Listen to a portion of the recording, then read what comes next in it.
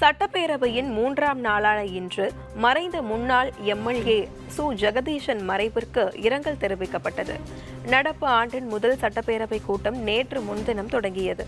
இதில் ஆளுநர் RN ரவி தமிழக அரசின் உரையை வாசிக்காமல் அவையிலிருந்து வெளியேறினார். ஆளுநரின் இந்த செயலை கண்டித்து நேற்று தமிழகம் முழுவதும் திமுகவினர் போராட்டத்தில் ஈடுபட்டனர்.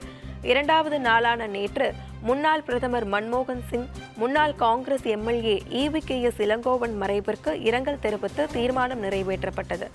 பின்னர் நேற்று நாள் முழுவதும் ஒத்திவைக்கப்பட்டது. இந்த நிலையில் சட்டப்பேரவையின் 3ஆம் நாளான இன்று மறைந்த முன்னாள் எம்எல்ஏ சு ஜெகதீசன் மறைவுக்கு இரங்கல் தெரிவிக்கப்பட்டது. அதனைத் தொடர்ந்து எதிர்க்கட்சி துணைத் தலைவர் RB உதயகுமார் கோரிக்கைக்கு சட்டத்துறை அமைச்சர் ரகுபதி பதிலளித்து பேசினார்.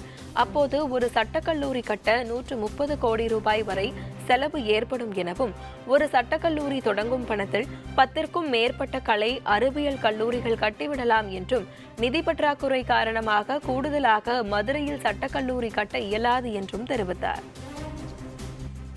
ஒரு புதிய சட்டக்கல்லூரி கட்ட வேண்டும் என்று சொன்னால் தொடராக என்ன செலவாக அந்த கட்டிடம் கட்டுவதற்கு மட்டுமே 100 கோடி ரூபாய் இன்றைக்கு தேவைப்படுகிறது. அது தவிர தளவாட சாமான்களுக்காக 76 லட்சம் ரூபாயும், ஆண்டுதோறும் சம்பளம் மற்ற செலவுகளுக்காக 2 கோடி ரூபாய்க்கு மேலேயும் செலவாகின்ற காரணத்தாலே தற்போது இருக்கக்கூடிய நிதிநிலையை அனுசரித்து புதிய சட்டக்கல்லூரிகள் மாண்புமிகு தமிழ்நாடு முதலமைச்சர் அவர்களுக்கு மாவட்டந்தோறும் சட்டக்கல்லூரிகள் துவங்க வேண்டும் என்கின்ற நல்ல மனம் இருந்தாலும் கூட 120-130 கோடி ரூபாய் ஒரு சட்டக்கல்லூரிக்கு செலவு செய்ய வேண்டிய சூழ்நிலை இருக்கின்ற காரணத்தாலே தான் இப்பொழுது துவங்குவதற்கான சாத்தியக்கூறுகள் இல்லை என்பதை தெரிவித்துக் கொள்கிறேன். இதையடுத்து அதிமுக எம்எல்ஏ செங்கோட்டையனின் கோரிக்கைக்கு அமைச்சர் KN நேரு பதிலளித்து பேசினார். அப்போது தமிழ்நாட்டில் 12,000க்கும் மேற்பட்ட ஊராட்சிகள் உள்ளதாகவும், இதில் 371 பஞ்சாயத்துகள் மட்டுமே நகராட்சிகளுடன் இணைக்கப்பட உள்ளதாகவும் தெரிவித்தார். மேலும் விவசாயத்திற்கு பயன்படாத தரிசு நிலங்கள் கொண்ட பகுதிகள் மட்டுமே நகராட்சியுடன் இணைக்கப்படுவதாக கூறினார். இங்கே பல இடங்களிலே விவசாய நிலங்களே இல்லாமல் வெறும் கட்டிடங்களாக கட்டப்பட்டு விளைநிலங்கள் இல்லாத இடங்களை தான் இந்த நகராட்சியோடு இணைக்கிற பகுதி.